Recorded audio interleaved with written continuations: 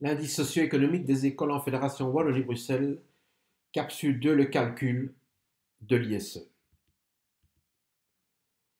Chaque implantation scolaire se voit attribuer cette valeur correspondant à cette variable.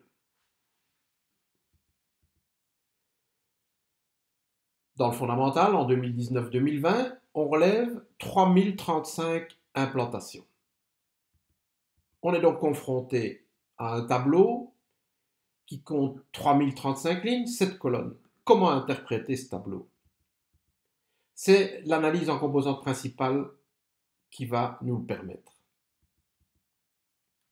Mais pour faciliter la compréhension, nous allons prendre un exemple simple, avec seulement 11 écoles et 3 variables, dont le revenu standardisé, le niveau d'études haut, la part d'ouvriers.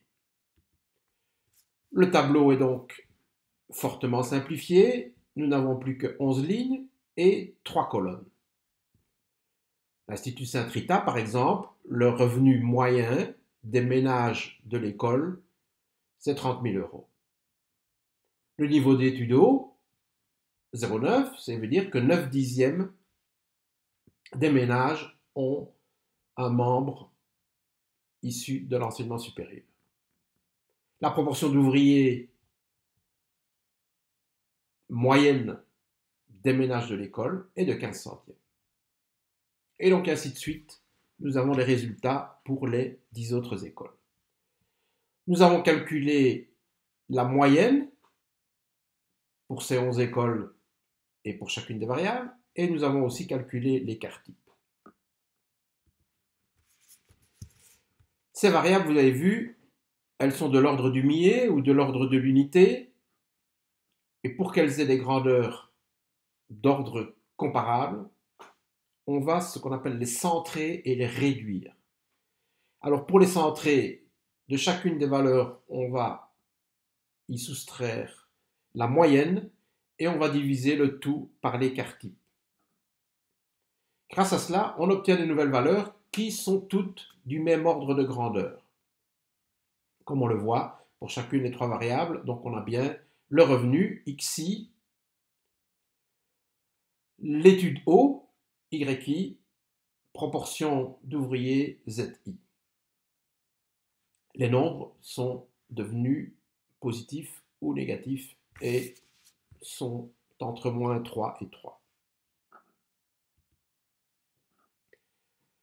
Essayons d'associer une vue géométrique à ces valeurs. Et on représente chaque école par un point dans un repère orthonormé de 3 dimensions. Nous avons représenté les 11 écoles, mais en positionnant les axes de façon différente.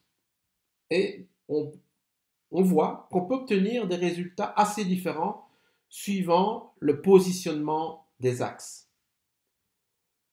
Pour la première figure, à gauche, on a des points relativement groupés. Pour la deuxième figure à droite, on a des points plus dispersés. Et ce sont les mêmes situations, mais avec un regard différent. Et d'un point de vue géométrique, l'analyse en composantes principales, elle va consister à trouver le point de vue qui montre une grande dispersion de ces points représentant chacun une école. On cherche un axe qui traverse le nuage de points dans une direction qui donne une étendue relativement grande.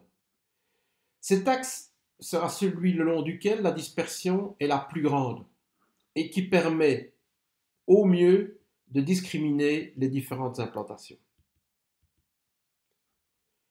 Pour nos 11 écoles, voici l'axe en question. À partir de cet axe, chaque point va avoir une coordonnée, autrement dit une abscisse sur cet axe. On obtient donc des nouvelles valeurs avec le grand avantage qu'on n'a plus qu'une seule valeur par école. C'est ce qu'on appelle l'indice socio-économique de l'implantation. Saint-Rita, comme on l'avait vu, avait des nombres relativement élevés, a un ISE relativement élevé qui est de 2,267. À l'autre bout de l'échelle, l'école communale d'Elmel a à un ISE de moins 0,676. Ce travail que nous venons de faire pour 11 points et 3 variables, c'est le même type de travail qui est fait pour les 3035 points et les 7 variables, dans un espace bien sûr qui est à 7 dimensions.